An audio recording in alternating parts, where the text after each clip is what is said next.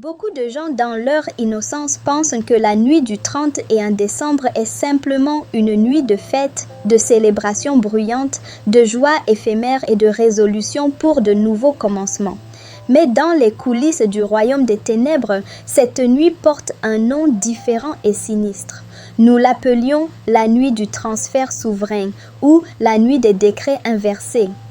C'est la nuit unique où les portails spirituels, les portes dimensionnelles entre les royaumes s'ouvrent plus largement que n'importe quelle autre nuit du cycle annuel. C'est la nuit où les légions démoniaques reçoivent des permissions spéciales, des mandats accrus de la part de leur prince. C'est la nuit où les pactes ancestraux sont automatiquement renouvelés, où les destinées individuelles peuvent être échangées ou capturées et où les bénédictions, les grâces et la faveur divine préparée pour l'année à venir peuvent être spirituellement détournées, volées et scellées avant même que la première seconde de la nouvelle année ne s'écoule, avant même que l'horloge ne sonne minuit. Je m'appelle Naya Wanjiru.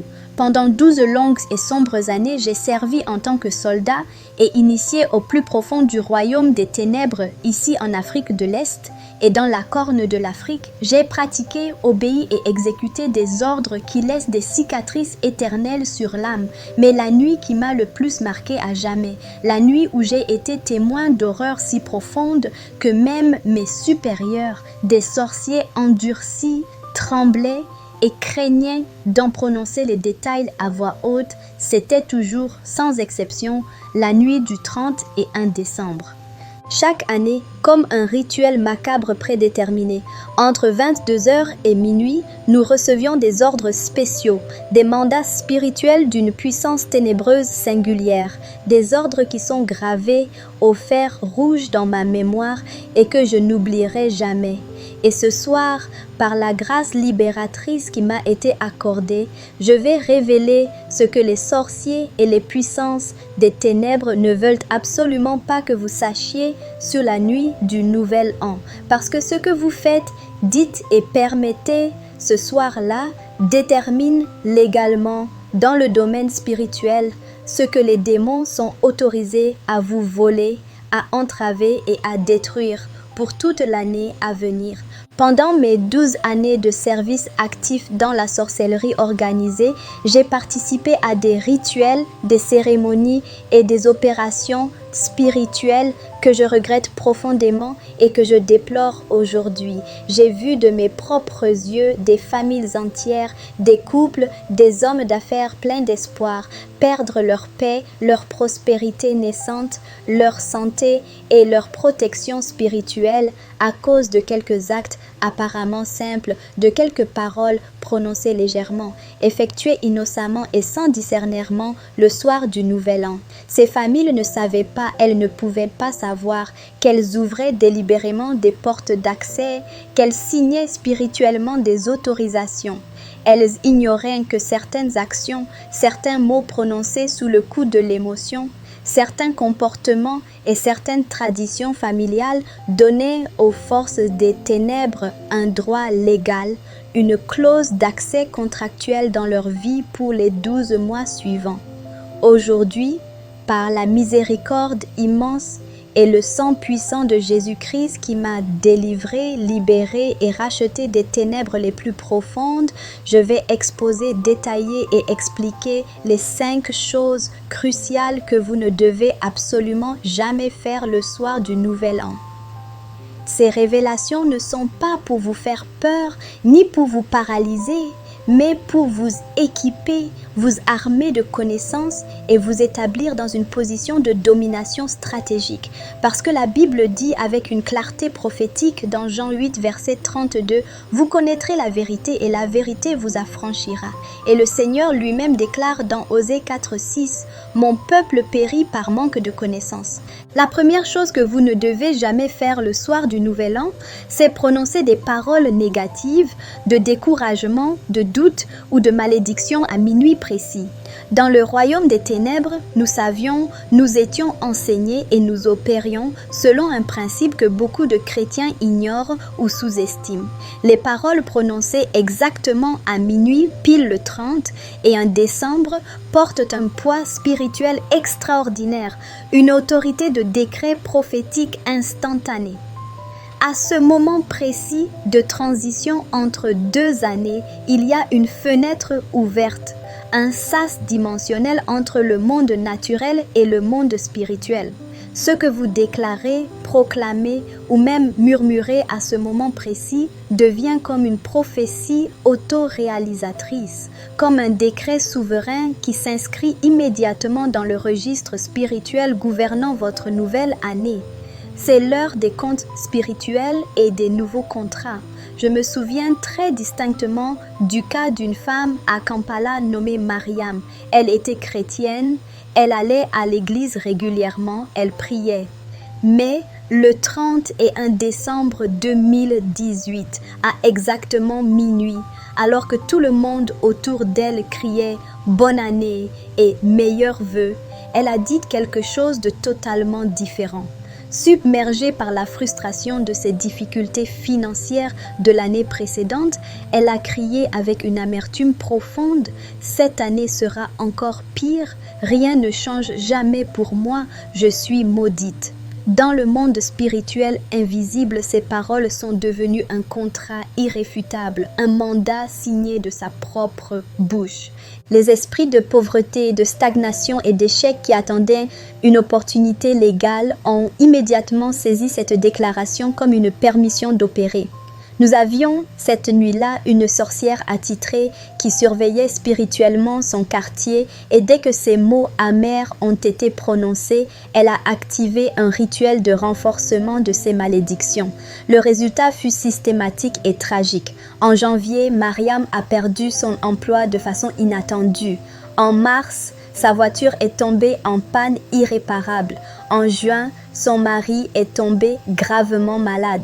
Tout ce qu'elle avait proclamé négativement à minuit s'est manifesté dans le naturel parce que Proverbe 18, verset 21 dit avec une force divine « La mort et la vie sont au pouvoir de la langue, quiconque l'aime en mangera les fruits. » Et Jacques 3, 5 à 6 avertit que la langue est un petit membre, mais qu'elle peut enflammer tout le cycle de la vie, étant elle-même enflammée par la géhenne.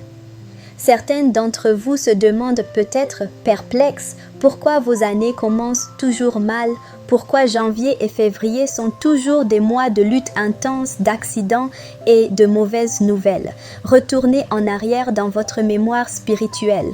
Qu'avez-vous dit à minuit pile le 30 et 1 décembre dernier? Avez-vous parlé de peur, de doutes, d'échecs anticipés? Avez-vous dit « Je ne vais jamais y arriver » ou « L'année va être dure » Ces paroles prononcées à ce moment charnière ont ouvert des portes grandes ouvertes aux voleurs spirituels. Mais écoutez-moi attentivement, il y a une espérance glorieuse. Si vous avez fait cette erreur dans le passé, elle peut être brisée, annulée et effacée par une repentance sincère et par la puissance du sang de Jésus. Le sang de Jésus parle de meilleures choses. Hébreux 12, 24. Mais à partir de maintenant, vous devez être stratégique, délibéré et intentionnel. À minuit précis, le 31 décembre, votre bouche doit être un puits de vie, déclarant avec foi et autorité la vie, la victoire, la prospérité divine, la paix surnaturelle, la santé parfaite et la faveur imméritée. Dites, cette année, je marche dans la bénédiction, je suis la tête et non la queue, les portes s'ouvrent devant moi, la grâce de Dieu me suit. Deutéronome 28, 1 à 13. La deuxième chose que vous ne devez jamais faire le soir du Nouvel An, c'est permettre à la colère, à l'amertume, au ressentiment ou aux disputes de prendre place dans votre maison, votre cœur ou parmi votre famille.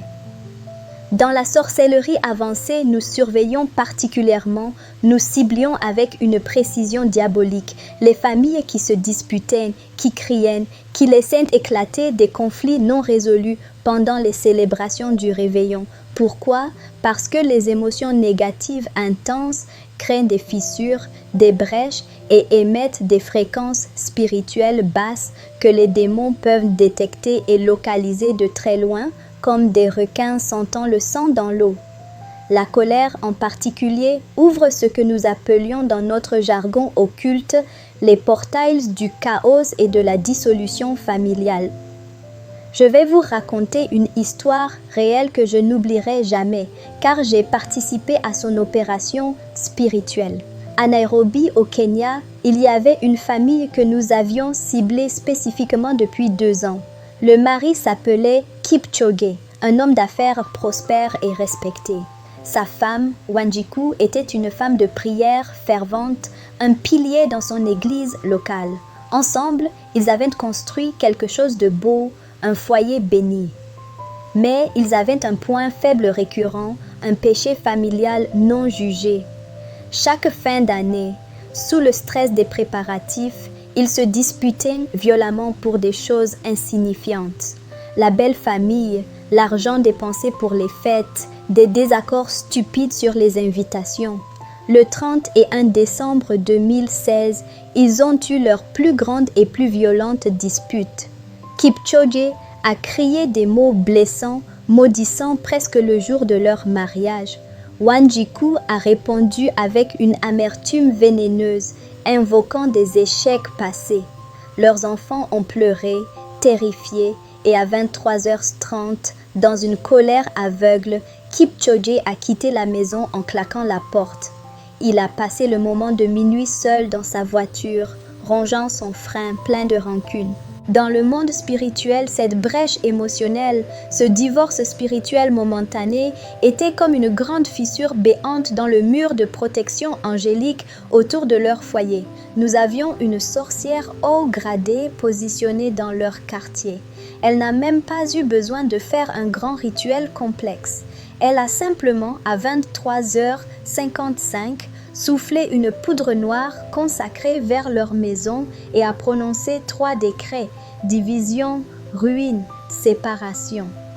Parce qu'ils avaient ouvert la porte eux-mêmes avec leur colère non maîtrisée, ces malédictions sont entrées librement, sans résistance. L'année 2017 a été un cauchemar pour eux. L'entreprise florissante de Kipchoge a commencé à s'effondrer mystérieusement. Les contrats jadis sécurisés se sont évaporés. Des partenaires de longue date l'ont trahi. Sa femme Wanjiku est tombée malade d'une maladie mystérieuse que les médecins ne pouvaient diagnostiquer. Leurs enfants, auparavant brillants, ont commencé à avoir des problèmes graves à l'école de la rébellion. Tout cela a commencé par une seule dispute, un seul moment de colère incontrôlée le 31 décembre.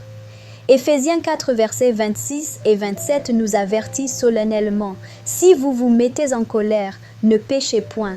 Que le soleil ne se couche pas sur votre colère et ne donnez pas accès au diable. » Et Colossiens 3, verset 8 ordonne: « Mais maintenant, renoncez à toutes ces choses, à la colère, à l'animosité, à la méchanceté, à la calomnie, aux paroles déshonnêtes qui pourraient sortir de votre bouche. Si vous avez des conflits non résolus avec votre conjoint, vos enfants, vos parents, vos frères et sœurs, réglez-les avant le 31 décembre.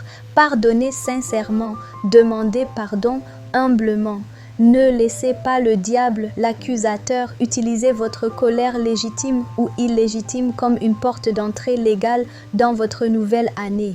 La paix, le shalom complet dans votre maison le soir du nouvel an n'est pas juste une ambiance agréable, c'est une forteresse spirituelle, une protection active.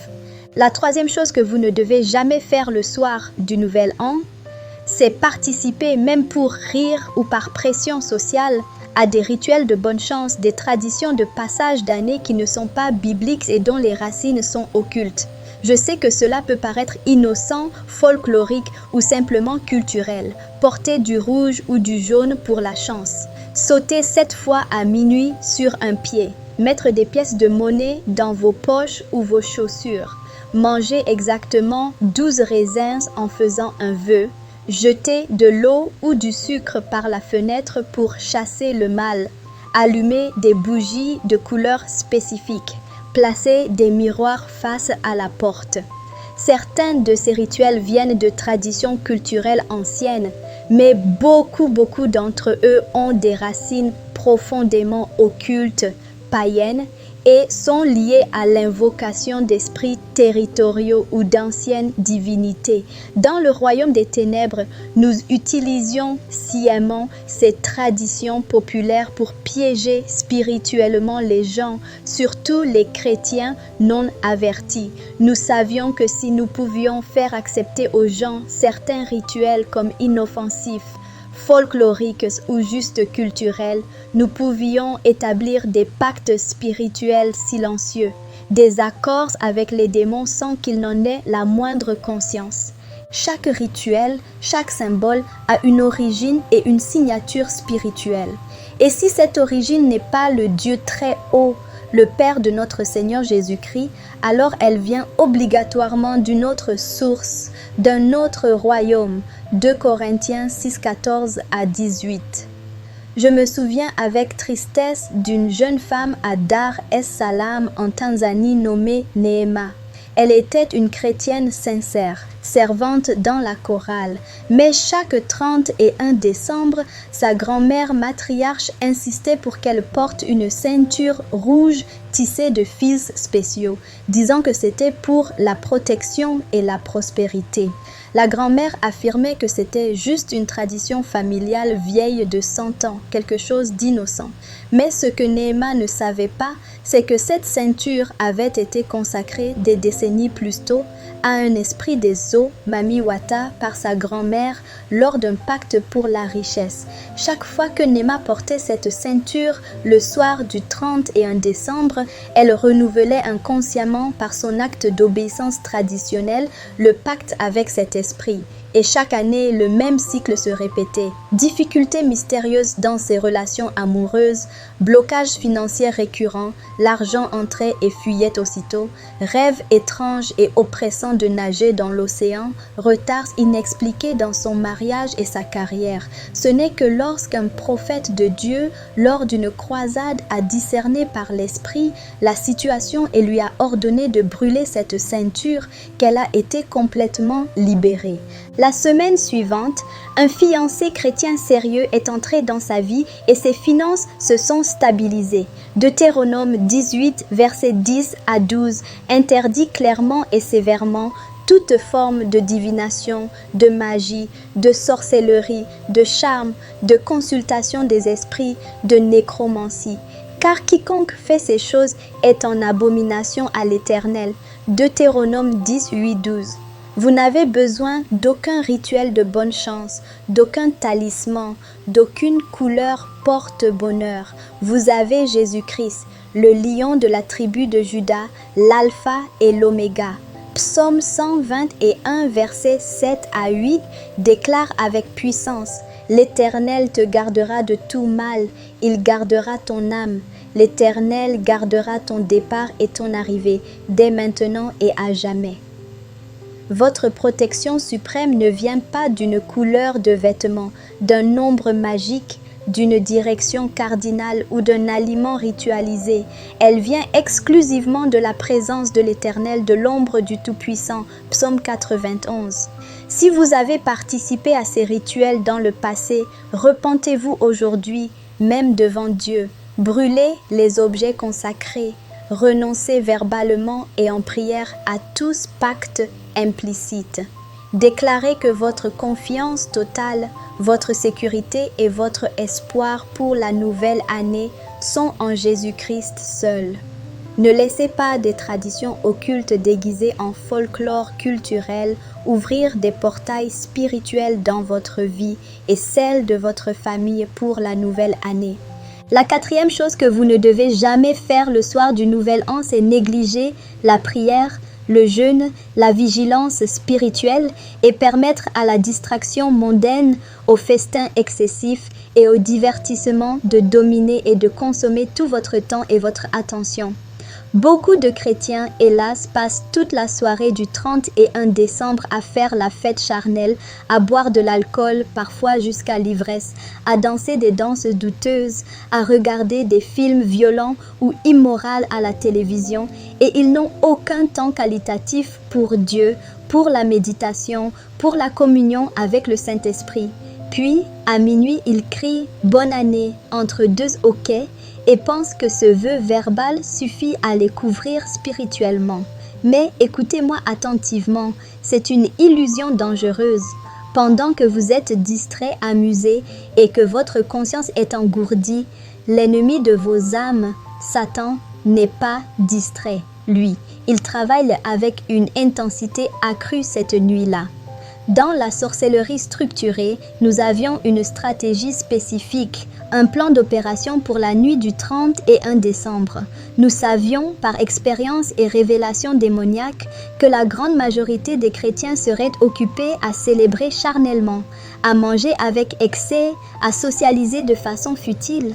Leur garde spirituelle serait au plus bas, leur discernement émoussé, leur maison serait remplie de bruit, de rires vides, mais serait vide de prières authentiques, vide de la présence sanctifiante de Dieu. C'était pour nous l'opportunité parfaite, la fenêtre de tir idéale pour lancer des attaques ciblées, pour établir des blocages sur les destinées, pour voler les bénédictions promises, pour planter des graines de division et de péché.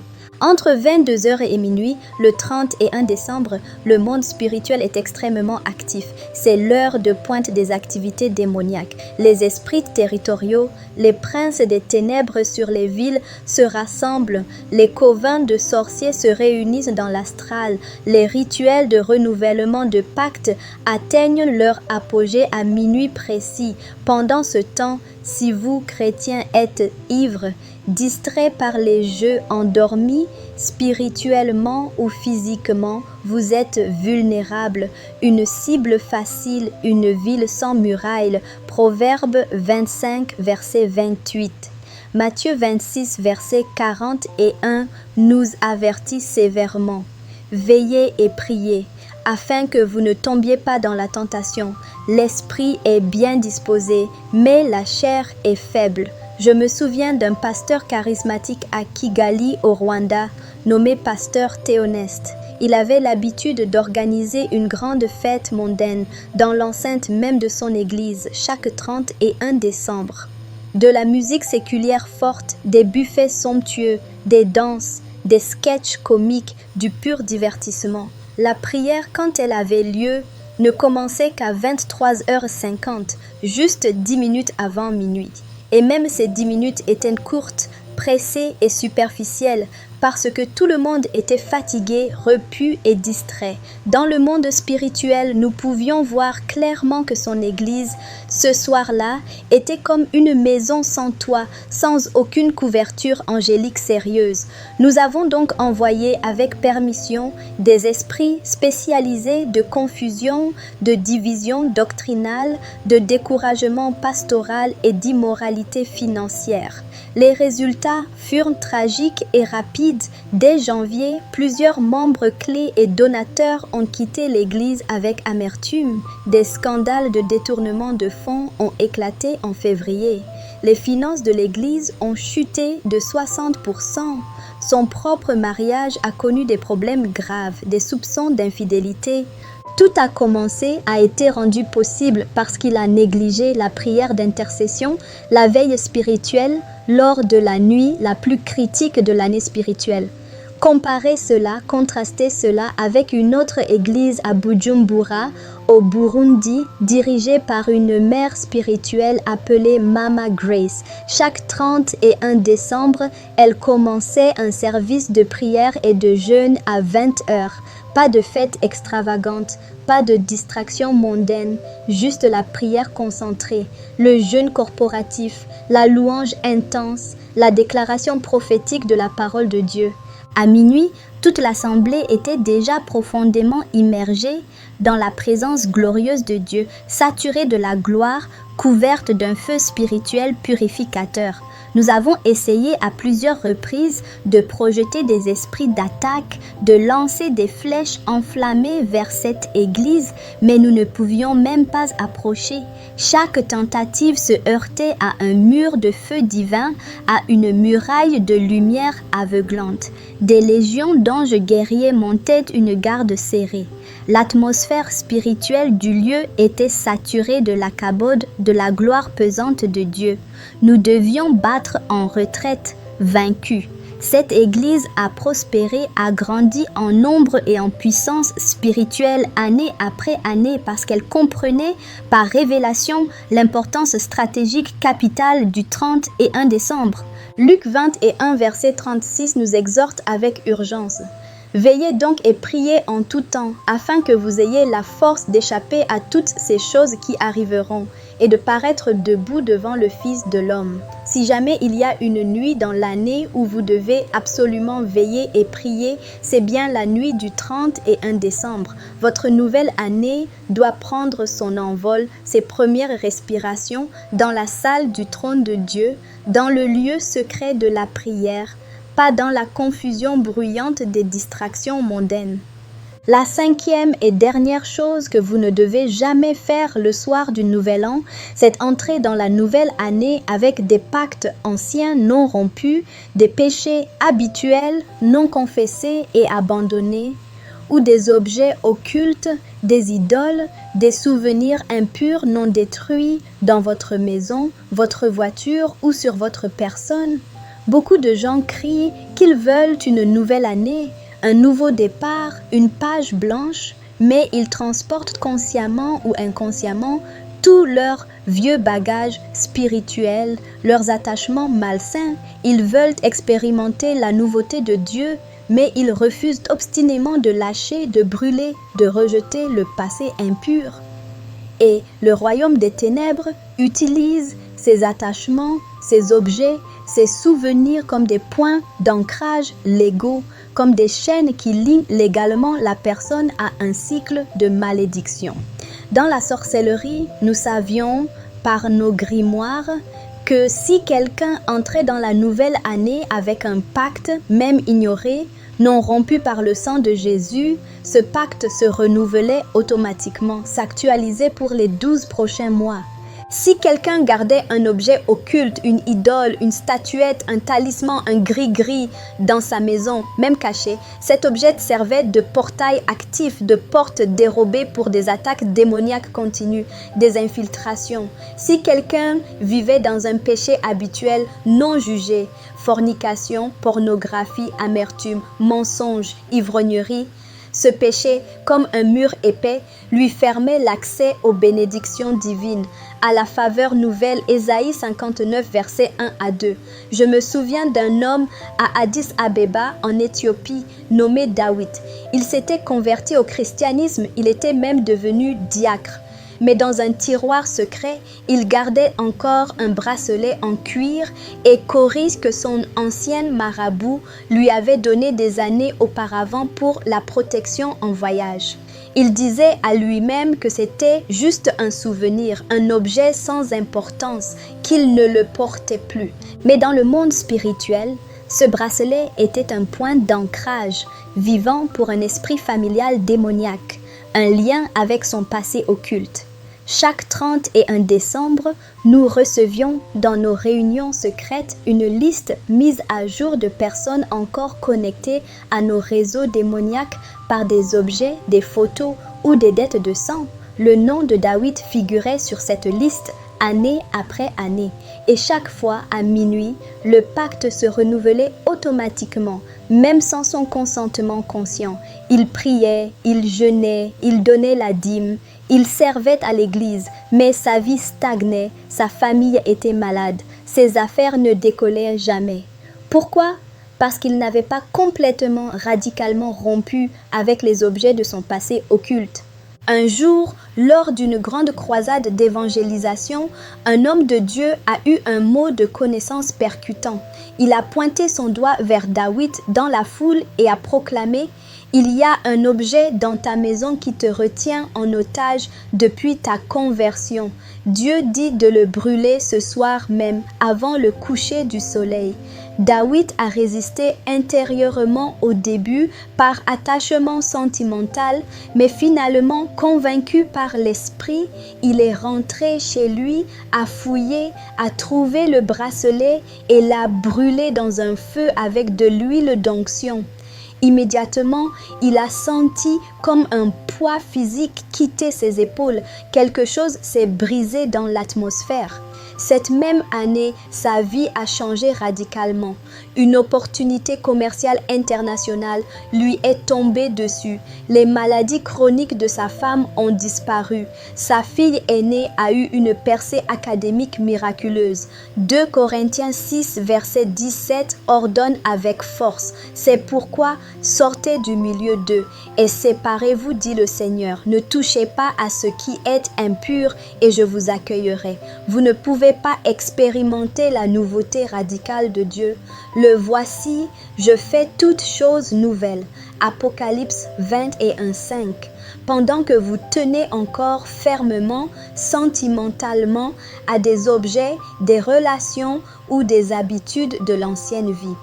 Avant le 31 décembre, faites un inventaire spirituel sérieux, un examen de conscience sous la lumière du Saint-Esprit. Y a-t-il des objets dans votre maison qui ne glorifient pas Dieu? Statues, amulettes, talismans, gris-gris, livres de magie, films ou musique explicitement impurs, vêtements liés à des rituels anciens, cadeaux d'anciens amants impies, détruisez-les, brûlez-les, jetez-les, ne les vendez pas. Acte 10, 9, 10, 9.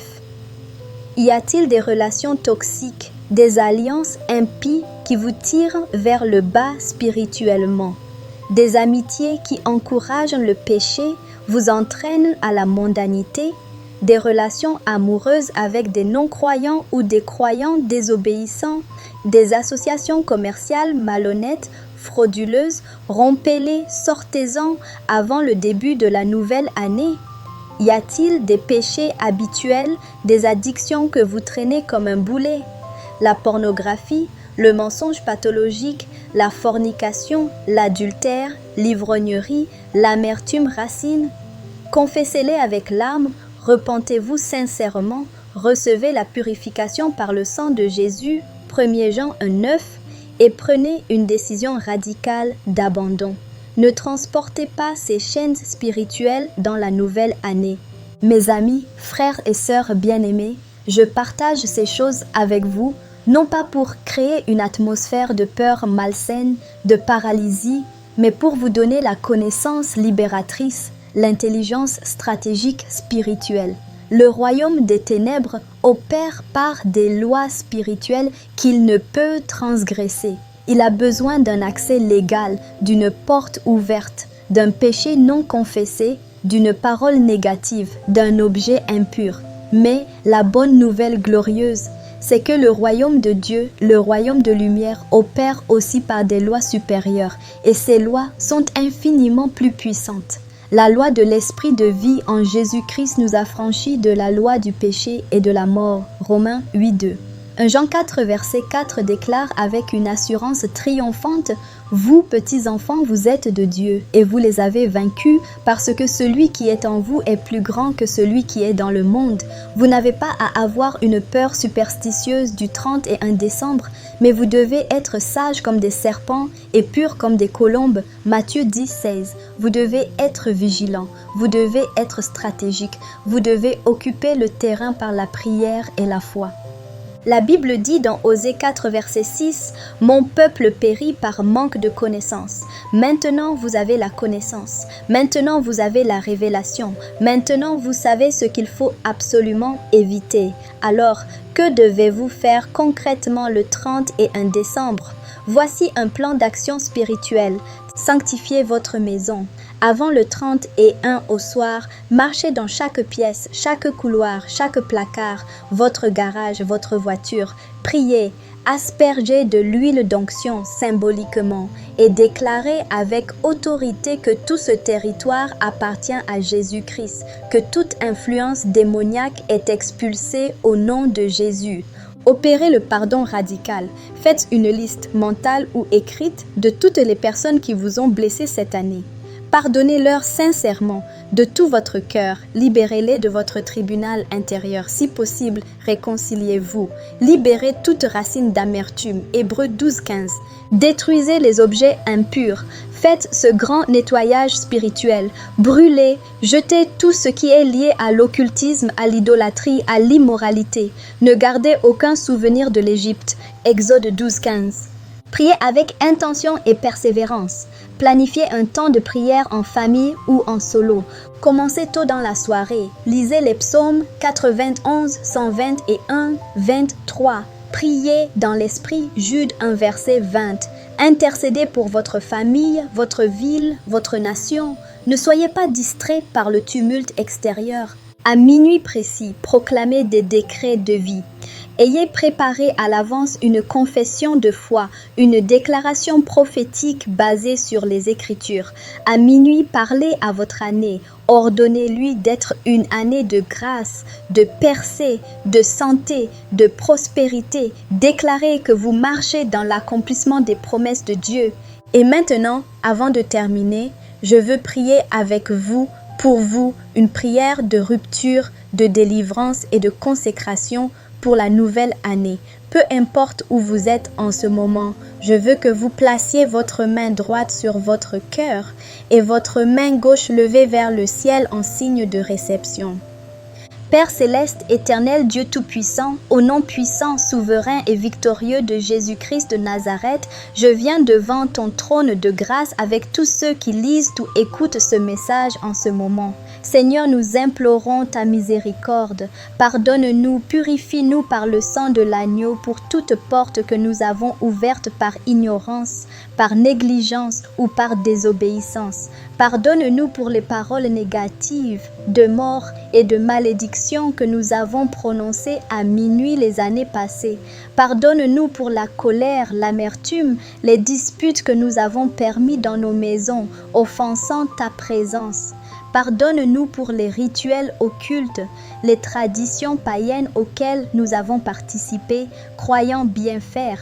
Pardonne-nous pour la négligence criminelle de la prière, de la vigilance spirituelle, préférant les divertissements du monde.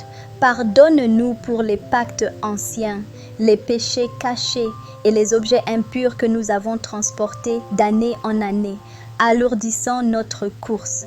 Maintenant, par l'autorité du sang de Jésus versé à la croix du Calvaire, je brise, je déchire, j'annule et je détruis toute malédiction, tout décret, tout jugement prononcé contre la vie, la santé, le mariage, les finances, le ministère et la destinée de chaque personne sous le son de cette parole. Je brise tout pacte de pauvreté, de maladie chronique, de retard, d'échec, de stérilité, de confusion et de mort prématurée. Je ferme, je scelle avec le sceau du Saint-Esprit toute porte spirituelle, tout portail occulte, tout accès légal que l'ennemi a utilisé dans le passé. Je déclare que chaque portail est scellé par le feu consumant du Saint-Esprit. Tout esprit démoniaque assigné, spécialisé pour bloquer, attaquer, tourmenter, voler leur nouvelle année, je vous identifie, je vous somme et je vous commande de lâcher prise maintenant, de partir vers l'abîme qui vous est destiné au nom puissant, suprême et incontestable de Jésus-Christ. Lâchez leurs finances, lâchez leur corps, lâchez leurs enfants, lâchez leur mariage, lâchez leurs rêves. Partez maintenant. Seigneur, maintenant, nous prions que tu envoies tes légions d'anges guerriers, tes séraphins, pour entourer, fortifier et protéger chaque maison, chaque famille représentée ici. Que ta Shekinah, ta lumière glorieuse, brille dans leur atmosphère, chassant toute ténèbres. Que ta présence palpable remplisse leur maison le soir du 30 et 1 décembre et chaque jour de la nouvelle année. Que leur nouvelle année prenne son premier souffle dans ta gloire, dans ta paix surnaturelle, dans ta faveur imméritée et dans ta protection totale. Je déclare prophétiquement au nom de Jésus que l'année à venir sera l'année de leur grand débordement, l'année où les chaînes anciennes tombent définitivement, l'année où les portes de bronze et les verrous de fer se brisent, Ésaïe 45, 2. L'année où leurs ennemis sont confondus et voient leur bénédiction, l'année où les sources de l'abondance divine s'ouvrent et où les bénédictions coulent comme un fleuve puissant qui ne tarit pas. Au nom victorieux, exalté et magnifique de Jésus-Christ. Amen et Amen. Si ce message a ouvert vos yeux spirituels, a éclairé votre entendement, ne le gardez pas égoïstement pour vous. Partagez-le, transférez-le, envoyez-le à quelqu'un qui a désespérément besoin de l'entendre, quelqu'un qui se demande, perplexe, pourquoi ces années commencent toujours par des catastrophes, quelqu'un qui ne sait pas, dans son innocence, que ces petites traditions familiales ouvrent en fait de grandes portes spirituelles, quelqu'un qui est fatigué du cycle de l'échec et a besoin d'entendre la vérité libératrice. Votre partage peut briser des chaînes générationnelles. Je m'appelle Naya Wanjiru. J'étais autrefois une servante dévouée des ténèbres, une initiée aux arts occultes pendant 12 années.